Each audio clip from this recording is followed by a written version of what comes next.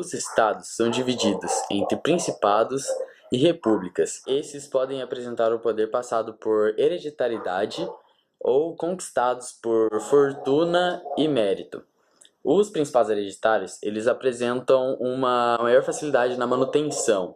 Já os novos não apresentam essa facilidade.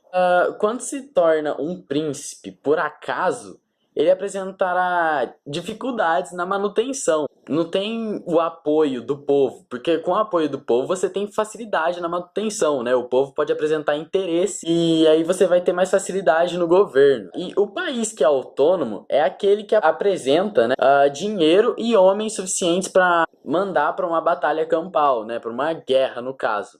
E o uso de forças auxiliares, né, em guerras, batalhas campais, eles demonstram o desastre do príncipe. Porque o príncipe, ele vai, depois dessa vitória, né, com o auxílio desse outro estado, ele vai ficar sempre dependente desse estado e desse exército. E isso demonstra o desastre, mostra que ele não tem homem suficiente. O príncipe, ele deve equilibrar as suas virtudes e o seu poder, né? E, tipo assim, quanto maior a virtude dele, essa habilidade, a inteligência dele, talvez ele não precise dessa fortuna, né? Ele pode usar de outros benefícios. Um príncipe, ou até um governante, ele deve estar sempre estudando a geografia, né, dos campos, do território, e sobre guerra, né? Ele sempre deve estar preparado, mesmo em momentos de paz.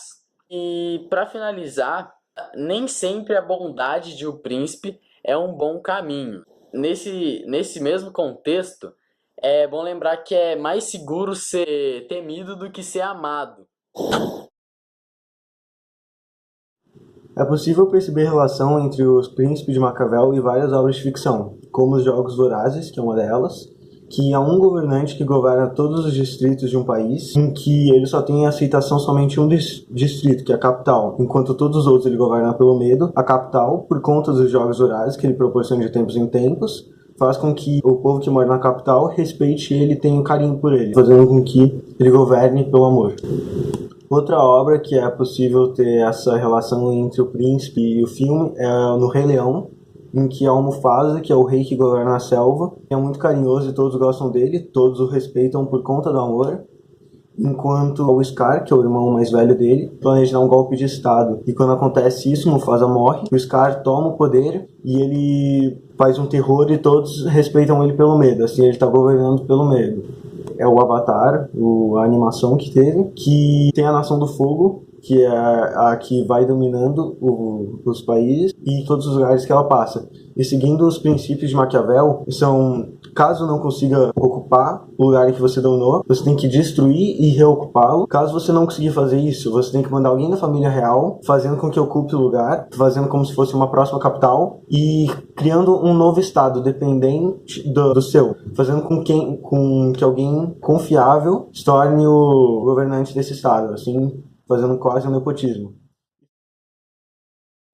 Os capítulos 12 e 13 tratam-se das armas do príncipe. Na época eram soldados e mercenários, mas atualmente são mais armas políticas do que armas reais mesmo. A mais comum usada atualmente é a desinformação, propagada através de fake news na internet. O maior exemplo disso foi a campanha do presidente Donald Trump nos Estados Unidos, em 2016, que ele se elegeu com base nisso.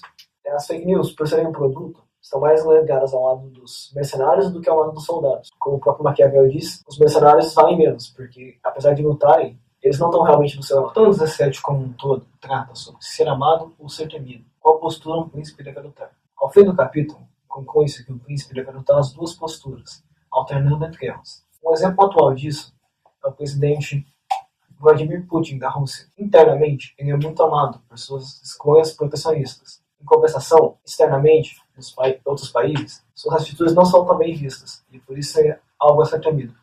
O capítulo 18 trata se um príncipe deve ou não honrar sua palavra, e caso honre, como deve tirar proveito disso. O exemplo mais próximo que nós temos disso foi a promessa que o presidente Temer cumpriu ano passado de baixar o preço dos combustíveis, que no caso só aconteceu depois de greve dos caminhoneiros, 3 meses sem gasolina, e abaixou bem pouco, foi tipo 50 centavos. Então, isso aí foi mais para poder acalmar o povo que estava